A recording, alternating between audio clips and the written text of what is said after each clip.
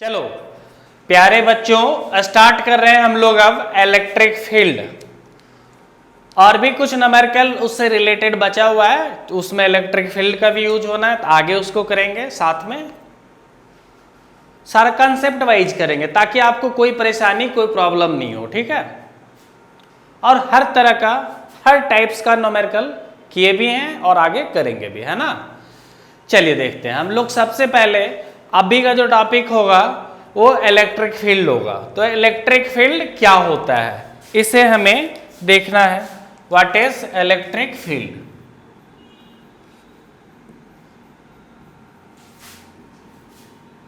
Electric field ये क्या होता है?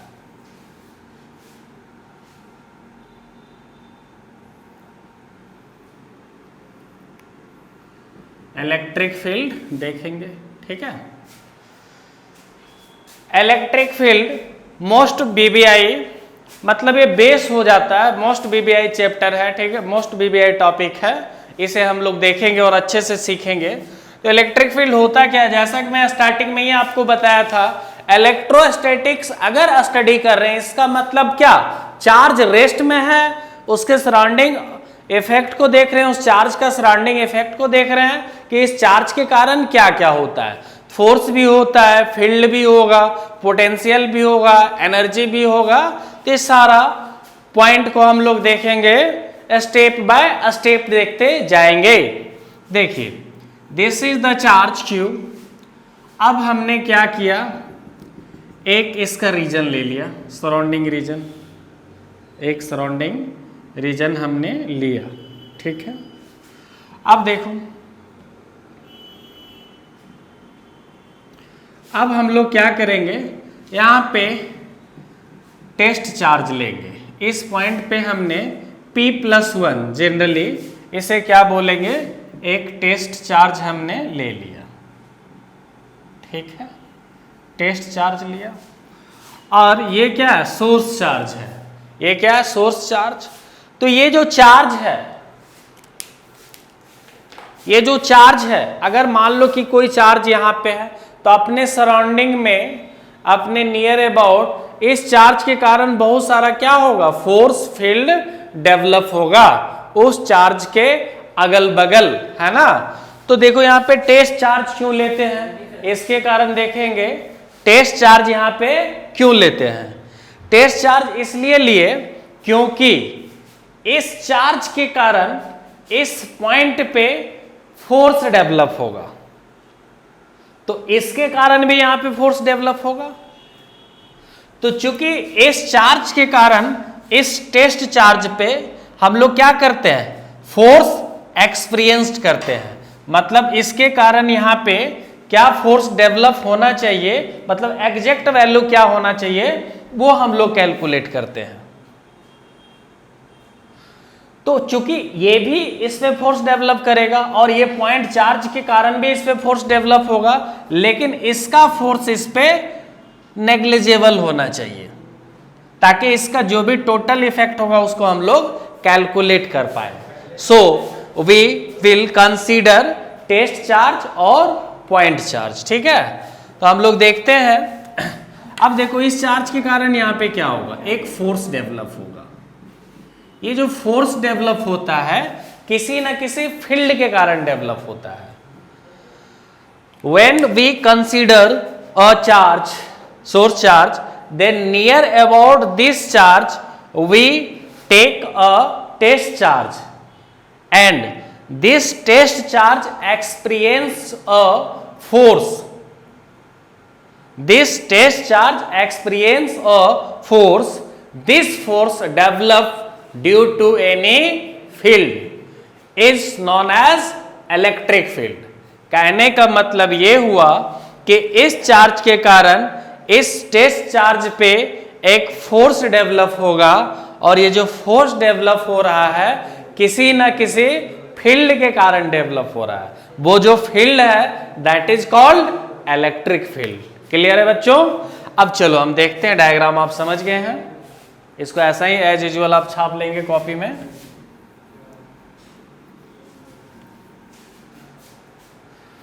We consider a charge q and near about this charge, we take a test charge and test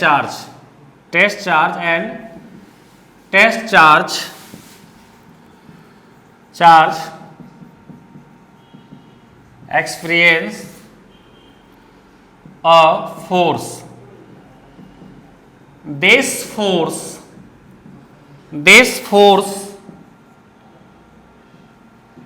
develop any field is called electric field. Clear है? तो चलो देखो, हमने एक चार्ज लिया, चार्ज के नियर अबाउट क्या किया, एक पॉइंट चार्ज लिया, टेस्ट चार्ज लिया।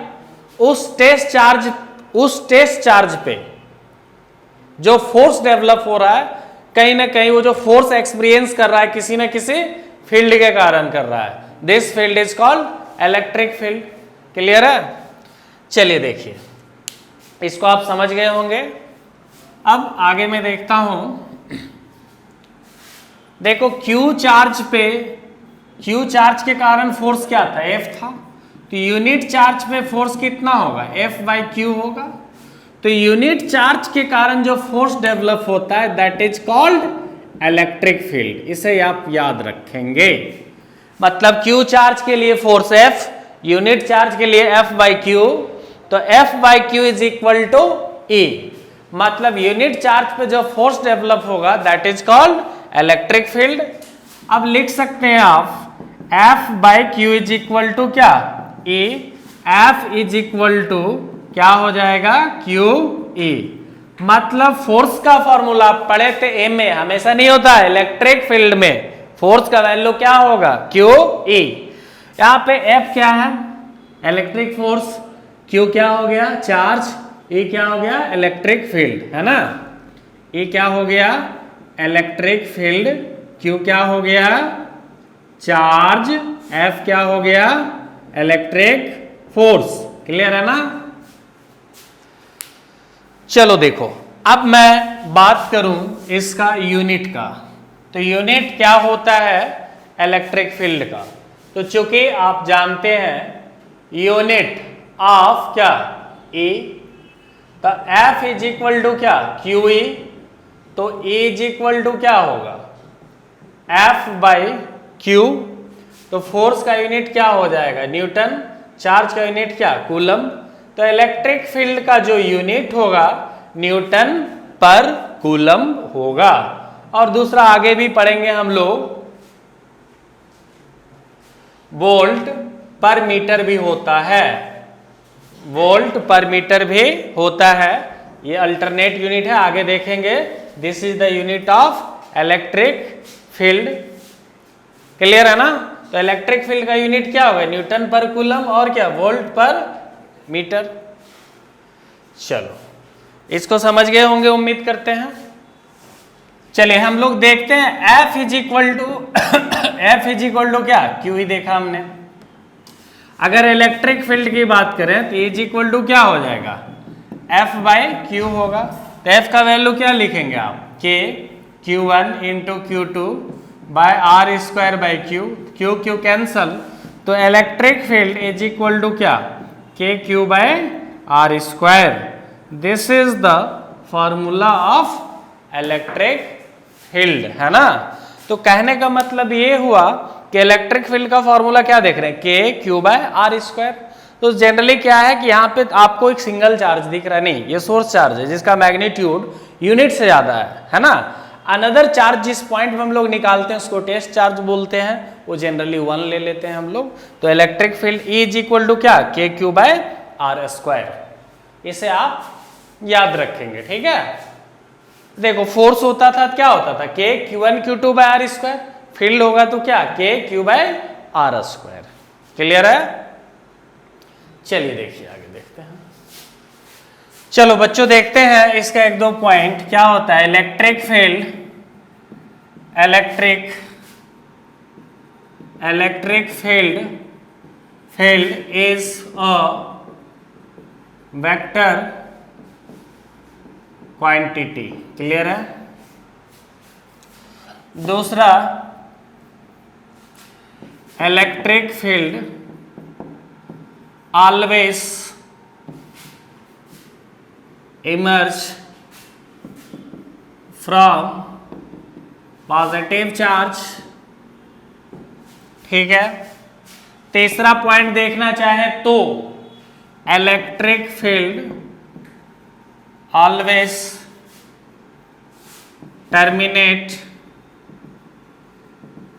Into the negative charge. Clear है? इलेक्ट्रिक फील्ड लाइंस होते हैं एक्चुअली ये electric field. Fourth, electric field, अब देखो electric field lines is a vector quantity, है ना। वेक्टर क्वांटिटी कहने का मतलब वह सोर्स चार्ज के कारण यूनिट चार्ज पे जिस और फील्ड का डायरेक्शन था, है ना, उस फील्ड को क्या बोलते हैं? Electric field intensity vector. और फोर्स का जो डायरेक्शन होता है वो सेम फील्ड का डायरेक्शन होता है। क्लियर है? चलिए आगे हम लोग देखते हैं।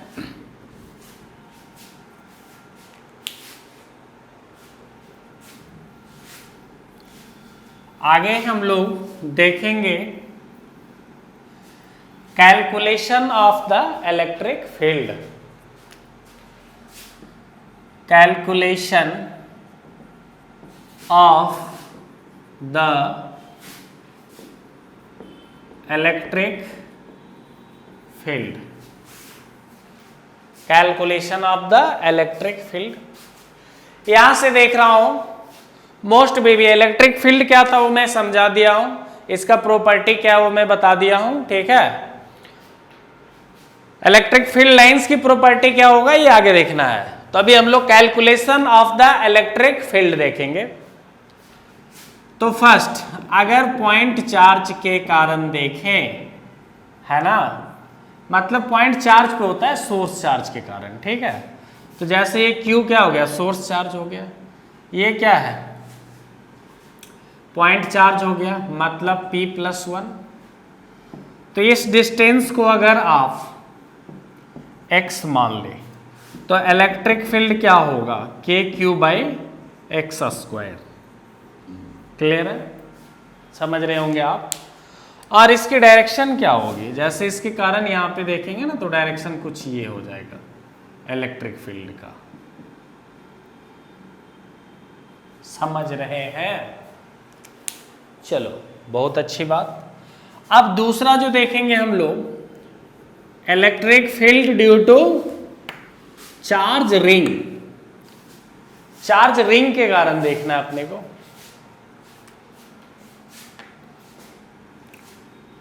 इलेक्ट्रिक फील्ड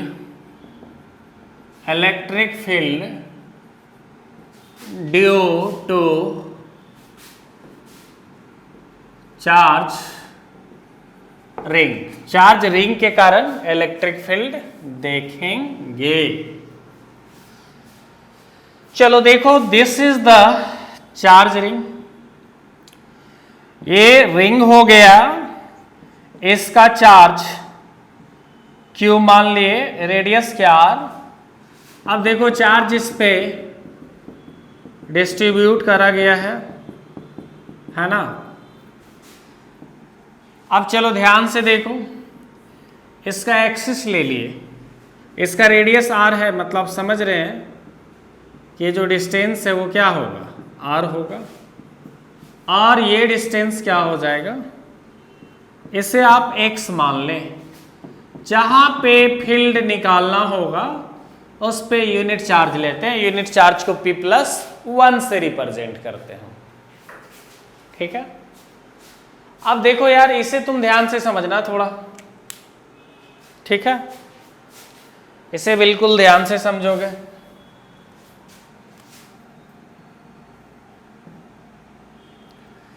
मतलब P+1 का मतलब हो गया यूनिट चार्ज। अब क्या किए हम यहाँ पर छोटा सा चार्ज लिए dq, तो dq के कारण क्या हुआ, फोर्स डेवलप हुआ, सॉरी फील्ड डेवलप हुआ। dq चार्ज के कारण फील्ड डेवलप हुआ, इसे d मान लिए। और देखो ये थीटा था तो इसको भी क्या थीटा मान लिए। अब थोड़ा आप ध्यान से देखेंगे कि ये जो रिंग है, रिंग का एक टोटल लेंथ क्या हो गया 2πr हो गया, तो छोटा लेंथ क्या ले लिए हम लोग dl ले लिए। ये जो लेंथ है इसको क्या हम लोग dl मान लिए, dl। अब देखो टोटल लेंथ पे चार्ज q था, dl लेंथ पे चार्ज क्या dq हो गया। अब चार्ज q होता तो इलेक्ट्रिक फील्ड E होता, चूंकि चार्ज dq है छोटा चार्ज तो इलेक्ट्रिक फील्ड क्या dE होगा। अब ये x है ये r है, तो इसे मैं स्मॉल r मान लेता हूं इस डिस्टेंस को, तो स्मॉल r क्या होगा हाइपोटेनियस हो गया positive square root x square plus r square, ये डिस्टेंस हो गया। अरे हुआ ना ये डिस्टेंस। चलो अब यहां पे पता है चार्ज dq, यहां पे पता है यूनिट चार्ज, तो इसके कारण यहां पे अगर फील्ड देखूं मैं dE, तो dE कितना होगा k dq बाय डिस्टेंस का स्क्वायर, मतलब root x square plus r square का square, that is equal to क्या होगा k dq by x square plus r square. ये आपका d का वैल्यू आ गया। ठीक है बच्चों, अब चलो मैं थोड़ा वेक्टर का यूज करता हूं, आप पहले से जानते हैं ये थीटा है तो ये क्या होगा dA cos थीटा, और this will be what dA sin theta. अगर आप थोड़ा ध्यान से देखें तो यहां पे अगर dl लेंथ लूं मैं तो dq चार्ज लूं, तो इसके कारण यहां पे कुछ ऐसा होगा कि ऊपर जाएगा कि इधर आ जाएगा, तो ऊपर वाला कैंसिल हो जाएगा नीचे वाले से, और x एक्सिस के लॉन्ग हो जाएगा वैल्यू, होगा बिल्कुल होगा। तो देखिए d, तो रिंग के कारण ये रिंग कुछ ऐसे है, इसके एक्सिस पे है फील्ड देख रहे हैं हम लोग, तो एक्सिस पे परपेंडिकुलर कभी भी फील्ड नहीं होता, एक्सिस पे एलोंग होता है रिंग के कारण, रिंग के कारण उसके एक्सिस पे एक्सिस के एलोंग होगा। तो चलिए देखते हैं हम लोग dAx मतलब d का x कंपोनेंट ये और y कंपोनेंट ये, तो y कंपोनेंट तो एग्जिस्ट करेगा नहीं, जब भी करेगा x कंपोनेंट करेगा, तो क्या लिखेंगे आप dE cos थीटा लिखेंगे आप। अब थोड़ा ध्यान से देखिए d cos थीटा, d का वैल्यू आपको पता है क्या है कितना, देखो k dq by x square plus r square into cos theta. ठीक है, अब चलो देखो k dq by x square plus r square, cos theta का वैल्यू देखिए इस ट्रायंगल में क्या होगा दिस बाई दिस, तो आप क्या लिखेंगे x by base by hypotenuse होगा ना, x बाय कितना x square plus r square root था पावर क्या हो जाएगा half, that is equal to k dq by power नहीं कुछ तो 1, यहाँ पे 1/2, बेस सेम है यार, तो क्या लिखोगे x square plus r square power क्या 3/2 होगा ना, बिल्कुल होगा। और क्या x, चूंकि x है x कंपोनेंट है तो x एक्सिस के लॉन्ग होगा, अगर i कैप हम लगा दें तो कोई प्रॉब्लम नहीं होगा, तो आप लिख सकते हो dE x is equal to k dq x i cap by x square plus r square to the power whole कितना 3/2। अब देखो यार, इंटीग्रेट करें dq चार्ज को, क्या हो जाएगा, इनिशियली 0, बाद में टोटल घूम जाएंगे तो क्या होगा, q हो जाएगा। तो आप और करके आप लिख सकते हैं